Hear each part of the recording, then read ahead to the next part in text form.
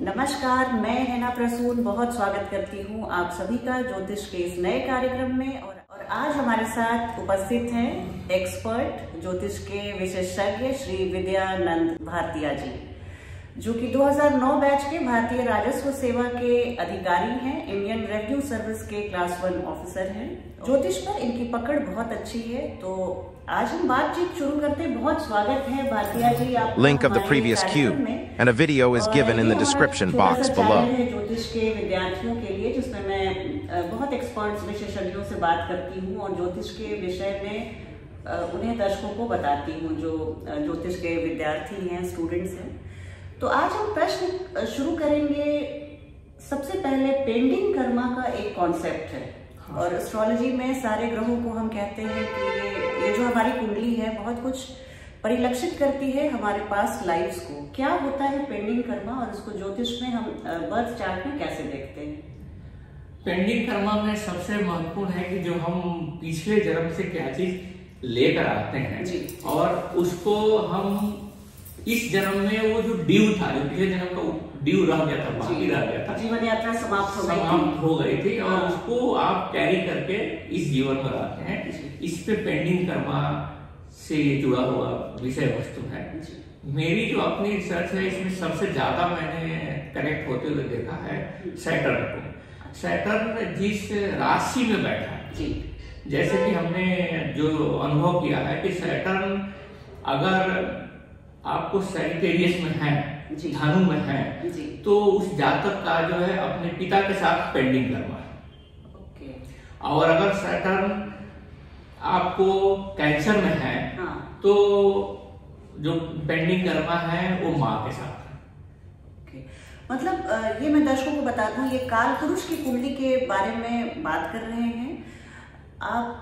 जैसे काल पुरुष की चौथी राशि सैटर्न, जैसे चौथी राशि कर्क होती है, तो कर्क में शनि है, तो भले आपकी कुंडली में कर्क राशि कहीं पर भी हो, भले आपकी कुंडली में धनु राशि कहीं पर भी हो, लेकिन नवम भाव को ये काल पुरुष की नवम राशि को इंगित करते हैं जी। तो हमने जैसे देखा कि आप देखिए कि नवम जैसे सैजिटेरियस है, किसी की कुंडली में कहीं भी हो सैजिटेरियस, अगर वहां शनि है तो कुछ चीजें हैं पिछले जन्म में जो रह गई थी, जो उनको इस जन्म में आकर पूरा करना है अपने पिता के साथ संबंधों में। जैसे मैंने देखा कि पढ़ाई के संबंध में जाकर जो है बहुत अच्छा नहीं रहा, तो पिता ने अपने तरफ से बहुत स्पेशल कोशिश की उसके लिए, और बाद में फिर वो स्टूडेंट जो है, जातक जो है, वो करियर में बहुत अच्छा किया। तो एक्सेप्शनली एफर्ट किया पिता ने, फादर ने इतना बेहतरीन किया। उसी तरह से जैसे कि आप देखें कि जेमिनी में अगर है, ठीक है, तो वो तीसरा ये है, तो उसमें आप देखेंगे कि पेंडिंग कर्मा जो है वो भाई के साथ, छोटे भाई बहनों के साथ वो पेंडिंग कर्मा रहा है। उस कंडीशन में जो जाकर उनकी हेल्थ की सिचुएशन बहुत खराब थी, तो छोटे भाई ने मतलब पेरेंट्स पूरी तरह से खड़ा है, तो वो पेंडिंग कर्मा का पूरा कर सकता है। तो जिस राशि में शनि है, उस राशि से पता चल जाता है कि हमारा जातक का पेंडिंग कर्मा कहाँ पेंडिंग रहा। अगर लग्न में हो तो इसको कैसे लग्न में जो है, ये बहुत अच्छा सवाल है कि अगर लग्न में है तो उसका सेल्फ से किया हुआ कुछ प्रॉमिस, जो खुद से किया हुआ था, जिसको करना चाहते थे, वो अधूरा रह गया। तो पूरी तरह से सेल्फ। तो ये सब शनि के बारे में है या और भी कोई ग्रह है? इसमें दूसरी जो महत्वपूर्ण ग्रह मैंने पाई है वो है केतु। केतु में भी यही चीज है कि जहां पर केतु है, उसमें कुछ चीजें आपने जी ली है, मैक्सिमम चीजें आपने उसको पिछले परफेक्ट कर लिया है, जी लिया है। कुछ ही चीजें बची है, मतलब वो भोगा हुआ सत्य है, जो कि आपने जी लिया है भरपूर तरीके से, लेकिन उससे भी कुछ चीजें रह गई। जो तो जहां भी केतु है, जैसे हमने देखा केतु अगर 5वें घर में है, तो वहां पर बच्चों के साथ जो है पेंडिंग कर्मा। तो ये दो ग्रहों के मामले में मैंने राहु को आप नहीं जोड़ते? नहीं, मैंने इन दो, मतलब जो मैंने अपने अनुभव में सीखा, अपने रिसर्च में सीखा, इन दो ग्रहों को मैंने बहुत ही स्ट्रांगली देखा है कि ये पेंडिंग कर्मा से जुड़ते हैं। भारतीय जी, बहुत लोग बोलते हैं कि सप्तमेश भी हमारे पेंडिंग कर्मा को दिखाते हैं। और यहाँ पे एक सप्लीमेंट्री क्वेश्चन ये भी पूछूंगी कि अगर वक्री शनि हो या डायरेक्ट हो तो दोनों में कुछ फर्क आता है? दोनों में फर्क डिग्री का होगा कि जो वक्री शनि के सिचुएशन में वहां पर क्या होंगे कि शनि का इम्पैक्ट जो है पेंडिंग कर्मा को थोड़ा ज्यादा होगा। अच्छा, और स्ट्रॉन्ग हो जाएगा। और डायरेक्ट में माइल्ड। हाँ, डायरेक्ट में उतना स्ट्रॉन्ग नहीं रहेगा जी। तो जब भी हमें देखना हो कि कहाँ पर हमको फोकस करना है, कहाँ पर हमारी चीज रह गई थी, इसको हमको इसमें पूरा करना है, तो हमें वो जातक की कुंडली से पता चल जाता है कि ये चीज पर, इसीलिए जहाँ शनि रहते हैं वहां पर सबसे ज्यादा जातक जो है हार्ड वर्क करता है, उससे सबसे ज्यादा डेडिकेशन दिखाता है, क्योंकि वो पीछे से पैरी होके आ रहे हैं और रुकावटों को भी वहीं पे पाता है, उन्हीं एरियाज में। तो सप्तमेश के बारे में चर्चा चल रही थी कि क्या सप्तमेश भी हमारे कहते हैं कि जो हमारे स्पाउस होते हैं पिछले जन्म का बहुत एक स्ट्रॉन्ग कार्मिक बंधन रहता है जो हम इस जन्म में साथ मिलकर उसको आगे बढ़ाते हैं। तो इसके बाद इसको मैंने देखी है, लेकिन बहुत स्ट्रॉन्ग मैंने नहीं पाया इसको।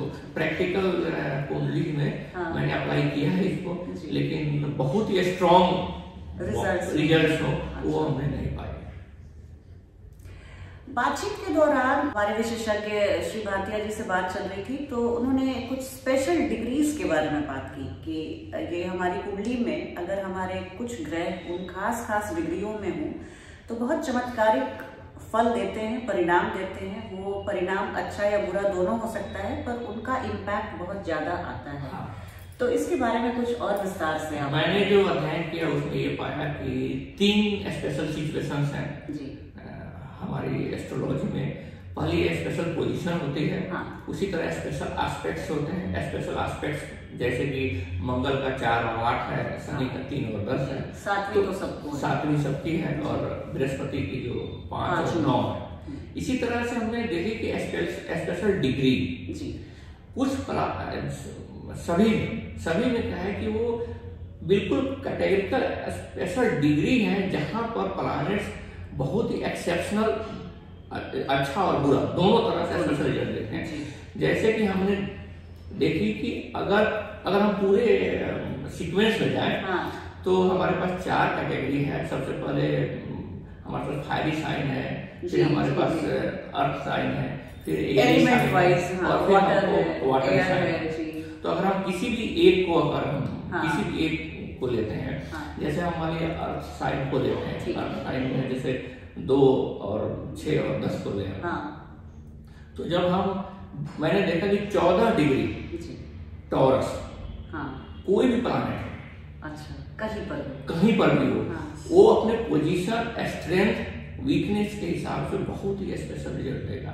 और इसका कारण क्या है कि पुराने ही हमारे शास्त्रों में यह है कि ये जो है आपको पुष्कर भागा नवांश में, तो जब पुष्कर नवांश में जाते हैं वहां पर जाते हैं तो बिल्कुल कैटेगरिकली ये स्पेशल डिग्री आ जाते हैं। तो 14 डिग्री टॉरस जो है वो रोहिणी के दूसरे नक्षत्र में पड़ता है।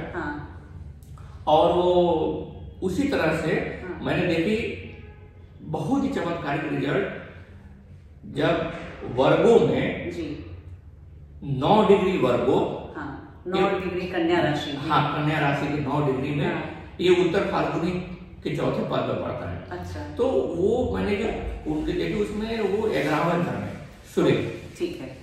और एक बार मैंने देखी राहु। अच्छा। और 11वें घर में जैसे ही कोई भी ग्रह 2 दशा आई जी, और जैसे ही वो 9 डिग्री पर पहले से वर्गों में है, और जैसे ही सूर्य का आया तो उसने जो 11th हाउस में जो रेपुटेशन, और सम्मान मतलब 4 चांद लगा दिया। तो ये स्पेशल डिग्री है, और ये टोटल 12 होंगे जी जी जी जी। तो 12 डिग्री है। इसी तरह से हम मैंने देखी एक, जैसे कि आप स्कॉर्पियन में जाए तो स्कॉर्पियन में 11 डिग्री है। अच्छा। 11 डिग्री हमने देखा, ये स्कॉर्पियन होगा, अनुराधा नक्षत्र होगा, ठीक है। अनुराधा नक्षत्र का 3रा पद होगा, 3रा चरण, तीसरा चरण होगा। हमने देखा कि बहुत नीचे लेवल से, बहुत बिलो पुअर और बहुत ही हम्बल बैकग्राउंड से, लेकिन जो एसेंडेंट है वो खुद ही 11 डिग्री पर, और अनुराधा नक्षत्र तीसरे चरण में है। अंतर सिर्फ इतना पड़ेगा कि वो, तो ये कहाँ पर था उस कुंडली में? उस कुंडली में तो एसेंडेंट ही, असेंडेंट ही 11 डिग्री पर स्कॉर्पियो, तो अनुराधा नक्षत्र हो गया। तो हमने देखा कि अनुराधा नक्षत्र उसका सिंबल जो है लोटस है, तो बहुत नीचे से शुरू को बहुत राइज हुआ, कीचड़ से कम बहुत राइज हुआ, और ये बिल्कुल धीरे धीरे जैसे जैसे एज बढ़ती गई और जैसे जैसे ऊपर होते गया, टाइम आते गया, स्पेशली 42 के बाद जो राइज हुआ वो एक्सेप्शनल था।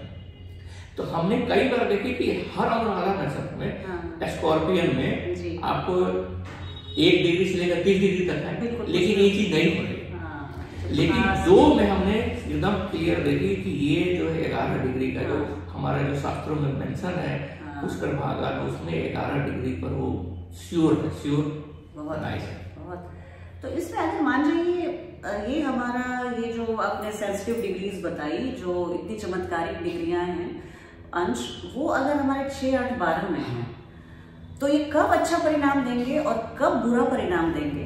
पुष्कर नवांश तो ऐसे अच्छा ही माना जाता है, पर कैसे जब ये राशियां हमारे अगर त्रिक भाव में है या उपचय भाव में है या त्रिकोण में है, तो किस तरह से रिजल्ट्स वैरी करेगा? तो जानते हैं विशेषज्ञ हमारे इसमें जो है, ये इसमें हमारा जो पुराना जो मेथड है हमारी जो एस्ट्रोलॉजी में बिल्कुल उसी तरह से है कि जितने भी हमारे 2, 6, 10, 11 में है तो मटेरियल सक्सेस बहुत बेहतर है, भौतिक उपचय जितने हैं उसमें अगर है तो जबरदस्त सक्सेस देंगे। संबंधों के लिए थोड़ा संबंध में भी नहीं, संबंध में भी उसमें थोड़ी हो सकती है जी। अब आते हैं 6, 8, 12 जी, यहाँ पर अगर उसमें स्ट्रेंथ है, ठीक है, ग्रह में या कोई शुभ दृष्टि है तो सडन रिजल्ट आएगी, ओके, एक्सेप्शनल। लेकिन फिर भी हेल्थ के पॉइंट पर और रिलेशनशिप के पॉइंट पर वो वीकनेस देगा। ये बहुत इम्पोर्टेंट बात थी जानने के लिए। और त्रिकोण में है तो हमारे मटेरियल सक्सेस और हेल्थ और संबंध सब अच्छे जी। अब जैसे हमने अगर हम 2 चीजें जो हमने बिल्कुल अनुभव किया कि जो एसेंडेंट का जो नक्षत्र लॉर्ड है वो कहाँ बैठा हुआ है। नॉर्मली हम लोग लग्नेश देखते हैं कि लग्नेश कहाँ पे, वो बहुत इंपॉर्टेंट है जी, इसमें कोई शक नहीं है। लेकिन हमने देखा कि जब हम लग्नेश देख लेते हैं तो उससे जनरल हमको समझ में आ जाती है कि जनरल इन जनरल क्या है। लेकिन जब हम ये देखते हैं कि एसेंडेंट का नक्षत्र लॉर्ड और मून का नक्षत्र लॉर्ड ये कहाँ है, ये दोनों हमारी कुंडलियों में जातक के कैरियर स्टेटस, लाइफ टाइम, उसकी सक्सेस स्ट्रगल को बहुत क्लियरली डिकोड करते हैं। वाह, बहुत बड़ी बात बता रहे हैं आप जी। जैसे एसेंडेंट का नक्षत्र लॉर्ड, जैसे मैं एग्जांपल दूं अगर कि एसेंडेंट का नक्षत्र लॉर्ड जैसे अश्लेषा मान लीजिए, कोई बुध, जैसे मान लीजिए अश्लेषा है, अब बुध हुआ, हमें देखने को बुध की लोकेशन कहाँ है, ठीक है। अब अगर बुध की लोकेशन 11वें घर में बुध वहां बैठा हुआ है तो वो एक्सेप्शनल लाभ दे, लाभ भाव में, लाभ भाव में बैठा जी देगा। 10 और 11 से जहाँ 6, 10, 11 से अगर ये कनेक्ट हुए कहीं जॉब में तो एक्सेप्शनल कैरियर देगा, कैरियर में ग्रोथ देगा। लेकिन यही प्लैनेट सेम उसी तरह से अगर यही बुध अगर हमको 8 में गया या 12 में गया या आपको 3 में गया, 3rd हाउस में गया, 8th हाउस में गया, 12th हाउस में गया, तो फिर वो सक्सेस को डिले कर देगा, जो कि हमारा पुराना ये सक्सेस को डिले करेगा। लेकिन वहां पर हमें उसके पूरी पता चल जाती है कि इसकी पूरी एनर्जी जो है कितना स्ट्रगल होना है। बाकी प्लैनेट्स कितने भी अच्छे हों, अगर इनकी पोजीशन अच्छी नहीं है एसेंडेंट नक्षत्र लॉर्ड की, क्योंकि यही वो कॉस्मिक एनर्जी है जिसके वजह से पैदा अच्छा, तो वो कॉस्मिक एनर्जी कहाँ पर कंसंट्रेट कर रही है ये डिपेंड करता है कि उसका एसेंडेंट नक्षत्र लॉर्ड कहाँ है। बहुत साधारण जैसा आपने इसको अगर मैं ऐसे समाप्त करूं कि अगर 6, 8, 12 में है हमारे लग्न के नक्षत्र लॉर्ड अगर इन घरों में है तो सक्सेस तो मिलेगी, पर डिले के बाद, मेहनत मशक्कत के बाद। अच्छा जी। और सेम सिचुएशन है मून के। मून का जो नक्षत्र लॉर्ड है, तो मैं सबसे पहले जब बीच को चार्ट देखता हूँ, सबसे पहले मैं इन दोनों को देखता हूँ कि ये दोनों कुंडली में कहाँ पर है, मून का नक्षत्र लॉर्ड कहाँ है।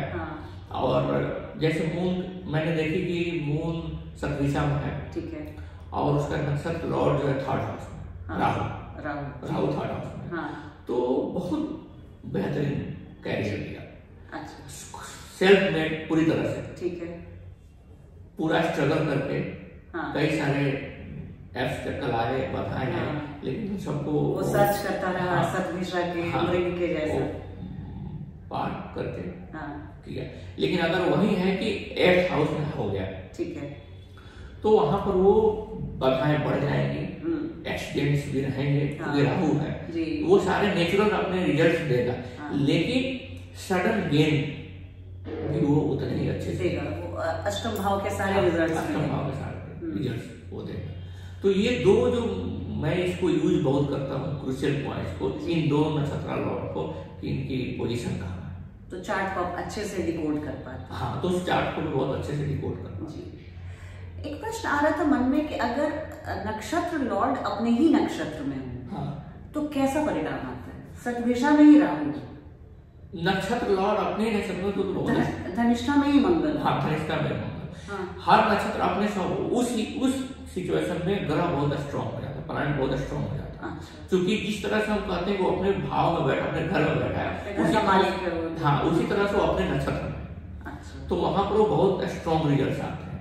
वो बिल्कुल उसी तरह रिजल्ट देंगे जैसे कि वो या तो अपने मूल त्रिकोण में है या उच्च में है, बिल्कुल उसी तरह के रिजल्ट आएंगे अपने ही, अगर वो नक्षत्र में बैठे, भले राशि दूसरी हो, हाँ, भले राशि कुछ भी हो, अपने नक्षत्र में बैठना बिल्कुल, मैं तो उसको उसी तरह ट्रीट करता हूँ कि वो मूल त्रिकोण का है या एक्सोप्टेड।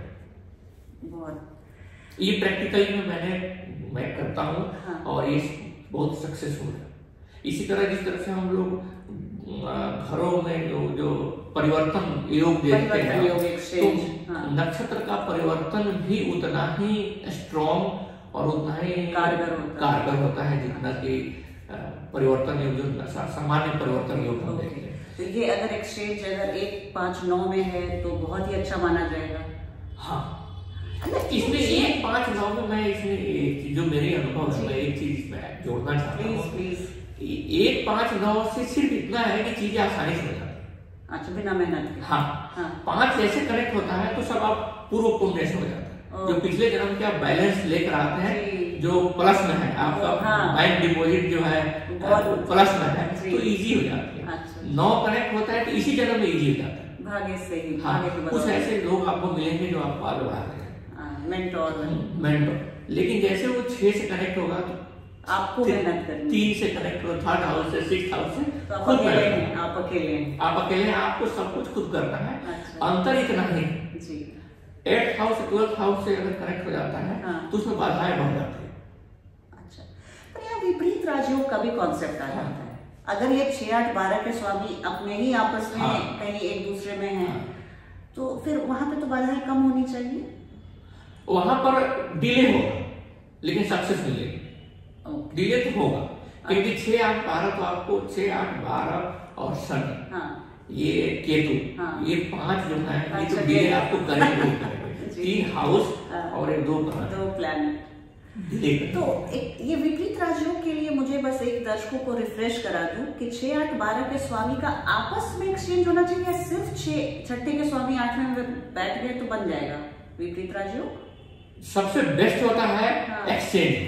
अच्छा, ओके। जो बैठ जाते हैं उनकी वो उतने स्ट्रॉन्ग रिजल्ट नहीं देते हैं जितने एक्सचेंज में है। एक्सचेंज में तो एक्सेप्शनल रिजल्ट है। या अगर 6 में 6th हाउस में 8th लॉर्ड भी हो गया और 12th लॉर्ड भी आ गया। अच्छा, कंसंट्रेशन बढ़ गया। तो एक ही में अगर 2 कनेक्ट हो रहे हैं। अच्छा, अदरवाइज ये सिर्फ 6 के स्वामी 8वें में चले गए, ये बहुत नॉर्मल है, मतलब बहुत कोई एक्सेप्शनल नॉर्मल एक रिजल्ट मिलेगा। हाँ, मतलब आप एवरेज गुड रिजल्ट। अच्छा, एक्सीलेंट नहीं। हाँ, एक्सीलेंट रिजल्ट देने के लिए एक्सचेंज हो तो बहुत बेहतर है। जब भी हम एक्सचेंज को देखें तो हमेशा एक्सचेंज में जैसे हम राष्ट्रीय एक्सचेंज देखते हैं और एक्सचेंज देखते हैं तो उसके साथ साथ हम देखें नक्षत्र का एक्सचेंज हमने देखी बहुत साधारण कुंडली है, लेकिन उसमें 3 एक्सचेंज, जैसे 3 कोई भी एक्सचेंज, 2 एक्सचेंज नक्षत्र के एक्सचेंज थे, एक एक्सचेंज जो है राशि एक्सचेंज है। तो जैसे ही 2 और 2 से ऊपर एक्सचेंज बढ़ते हैं तो फिर कुंडली बहुत एक्सेप्शनल कुंडली रहती है। और बाकी कोई एक्सॉल्टेशन नहीं है, कोई मूल त्रिकोण नहीं है, सिर्फ 2 से ऊपर 2 और 2 से ऊपर एक्सचेंज जो है ये कुंडली को बहुत ही स्ट्रेंथ देता है, बहुत स्ट्रेंथ देता है। कहा जाता है कि 3 आपकी कुंडली में अगर 3 ग्रह अपनी उच्च राशि में हैं, एक्सॉल्टेड हैं, तो वो नल एंड वॉइड हो जाता है। जैसे लूडो में हम लोग 3 बार 6 आ जाता है पासे में, तो वो कैंसिल हो जाता है।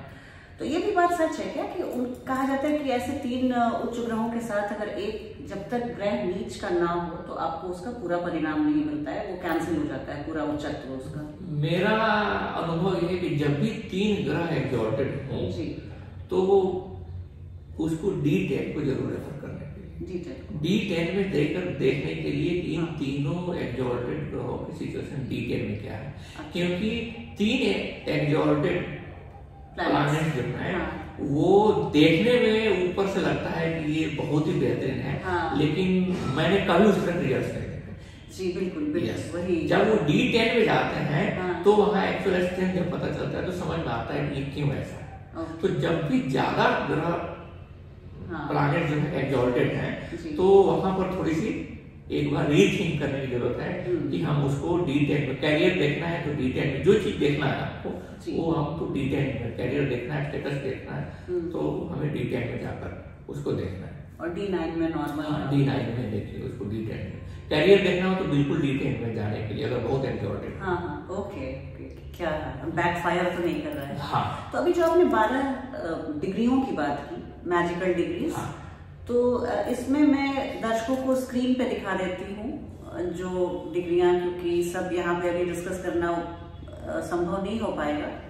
तो ये आप स्क्रीन पे डिग्रियों को देखिए और राशियों को देखिए कि इस राशि, इन राशियों में और इन डिग्रियों में आपके कोई प्लैनेट हैं तो आपको बहुत एक्सेप्शनल रिजल्ट्स मिलेंगे, बशर्ते कि वो अच्छे घरों में हो, अच्छे प्रभाव में हो। नहीं वो तो जैसे मैं अभी आप बता सकते हैं। हाँ वैसे ऐसे आपने जो 12 डिग्रियों के बारे में, मैजिकल डिग्रीज की बात की, तो इसको मैं जानना चाहूंगी कि वो कौन सी 12 डिग्रियां और राशियां हैं जिसको मैजिकल माना जाता है और वहां पे अगर कोई ग्रह हो तो चमत्कारिक परिणाम देते हैं। जैसे हम सबसे पहले अगर शुरू करें तो जो फायरी साइन है हमारे, तो एरीज लियो ऐसा तो 21 डिग्री में एरीज है, ठीक है। उसमें अगर कोई भी प्लैनेट्स है तो वो भरने उसमें आएगा वहां पर। उसके बाद आपको 19 डिग्री का लियो, 19 डिग्री में लियो है जी, तो वो पूर्व फाल्गुनी दूसरे पद में आता है। इसी तरह से आप 23 डिग्री में सैजिटेरियस आएगा, वो पूर्व आषाढ़ा में आता है। पूर्व आषाढ़ा कौन सा चरण होगा? दूसरा चरण इसमें आएगा, ठीक है। ये हमारे हो गए तीनों फायरिंग साइन। पृथ्वी तत्वीय में हम जाएंगे तो 14 डिग्री पर और मकर जी, तो 14 डिग्री पर हम जाएंगे टॉरस में, तो वहां पर रोहिणी का दूसरा पद आता है, रोहिणी का दूसरा पद। इसी तरह से जब हम 9 डिग्री वर्गों में जाएंगे जी, तो वहां पर उत्तर फाल्गुनी की जो उत्तर फाल्गुनी चौथा चौथा पद आएगा। और इसमें जो तीसरा मकर में जाएंगे जी, तो मकर में है आपको, उसमें भी 14 डिग्री, 14 डिग्री मकर में जाएंगे तो श्रवणा का दूसरा पद आएगा, ठीक है। ये हमारे अर्थ साइन जो है पृथ्वी तत्व के हैं जी। इसके बाद जो हमारे वायु तत्व के एरी साइन जो है मिथुन, तुला और कुंभ। तो जो मिथुन है वो 18 डिग्री जेमिनी, 18 डिग्री मिथुन, ठीक है। ये और ये आद्रा नक्षत्र में आता है, आद्रा नक्षत्र का चौथा पद, जो आद्रा आंसू का आकार होता है जी, चौथा पद है। और उसके बाद तुला में जो है वो 24 डिग्री होगा। तुला वो विशाखा होगा, विशाखा का दूसरा पद होगा, दूसरा पद विशाखा।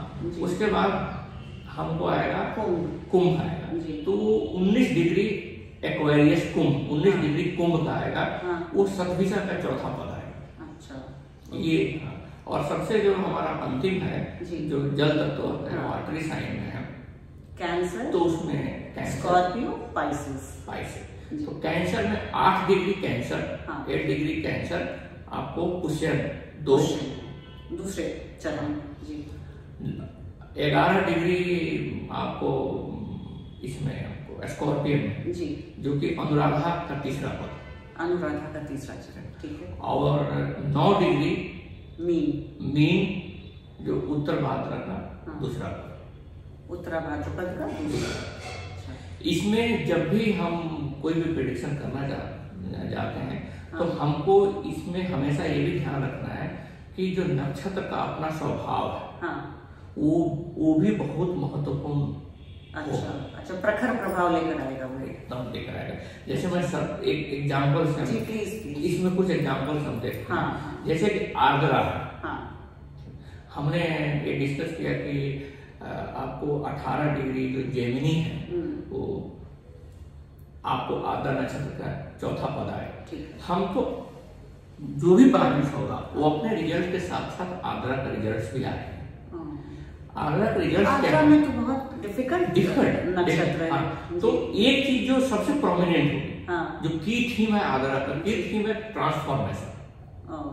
तो आंसू के साथ वो चीजें ट्रांसफॉर्म करने का। अच्छा, जो चीजें हैं उसको हटाना, रीबिल्ड करेगा, पहले डिस्ट्रॉय करना और रीबिल्ड करना, तो उसको रीबिल्ड करेगा। तो एक बार लाइफ में मिनिमम एक बार ऐसा होगा कि आपके पूरे जीवन में कोई ऐसी घटना घटेगी जो आपके पूरे जीवन की दिशा बदल देगी। अब जैसे रोहिणी है, जो हमने कहा कि टॉरस में 14 डिग्री टॉरस जो है वो रोहिणी है, तो वो रोहिणी, अब इसमें वो प्लैनेट्स कौन आते हैं? अब जैसे रोहिणी अब मून अब आ गया, तो मून डिग्री में बेस्ट डिग्री में है और अपने नक्षत्र में सिंगल एक पॉइंट पूरे कुंडली के स्ट्रेंथ को बहुत, फिर बाकी 8 ग्रह कितने भी विपरीत हों, लेकिन इसमें ये बहुत ताकत देते हैं, क्योंकि वो वही मून, अगर उसमें मरकरी है तो रिजल्ट आएंगे, मार्स है तो भी रिजल्ट रहेंगे, सन है उस हिसाब से, लेकिन खुद मून है उसी में।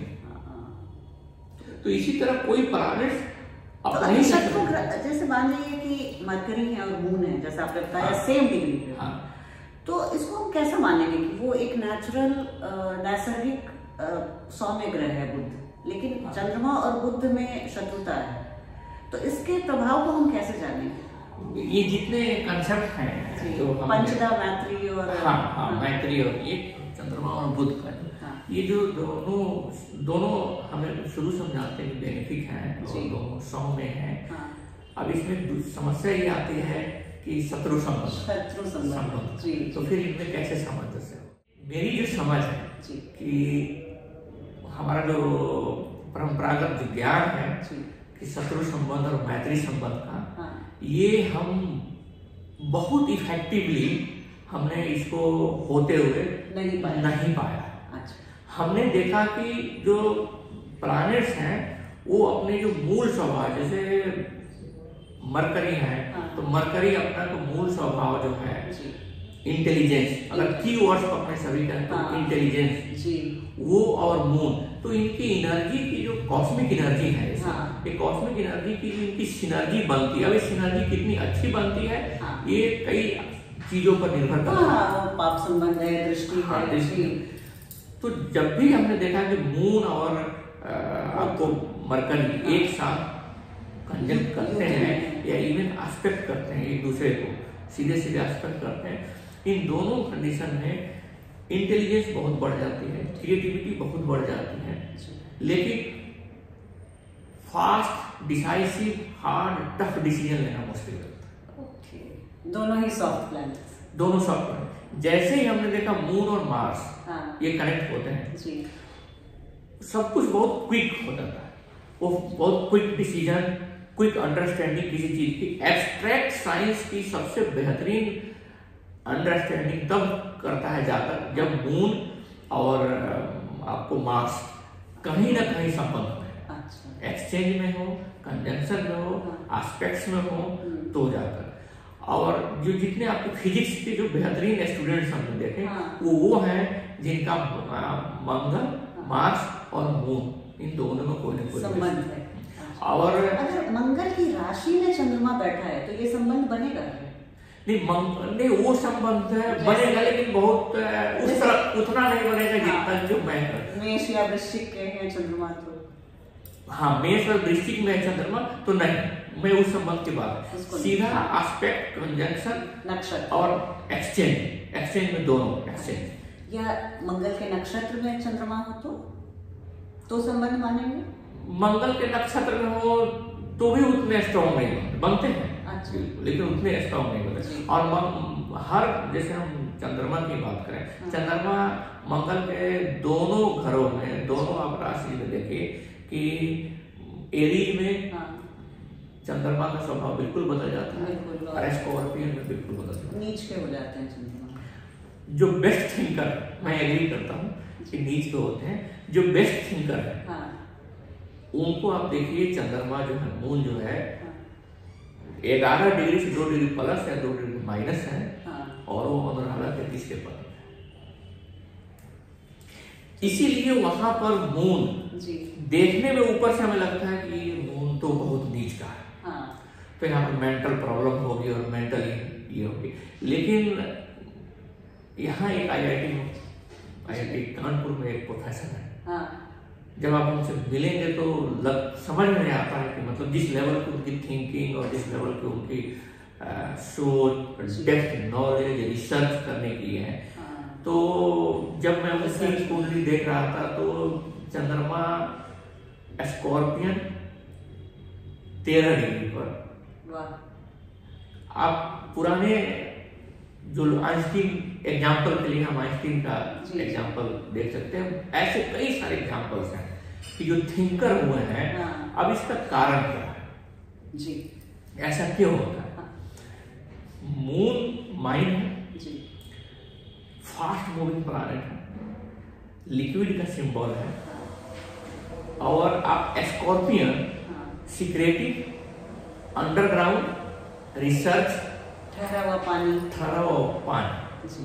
तो जैसे ये दोनों कनेक्ट हुए, ये बढ़ा देंगे। प्रॉब्लम कहाँ होती है जी? इन्हीं कॉम्बिनेशन में सुसाइड ही होगा। अब ये कब होगा जी? जब ये सैटर्न का एस्पेक्ट या राहु का कॉम्बिनेशन बनेगा तो फिर ये मेंटली क्रिएट करेगा। मतलब अपने आप में ये बहुत ही अच्छा है। हाँ, अगर जुपिटर का इम्पैक्ट पड़ा, जुपिटर की दृष्टि पड़ी तो एक्सीलेंट, बचा लेंगे, हाँ, एक्सीलेंट रिजल्ट भी होगा। अच्छा। लेकिन अगर राहु का पड़ा या सैटर्न का कहीं से आपको 8th हाउस से, इवन 12th हाउस से पड़ा, तो फिर प्रॉब्लम, फिर वो मेंटल स्टेबिलिटी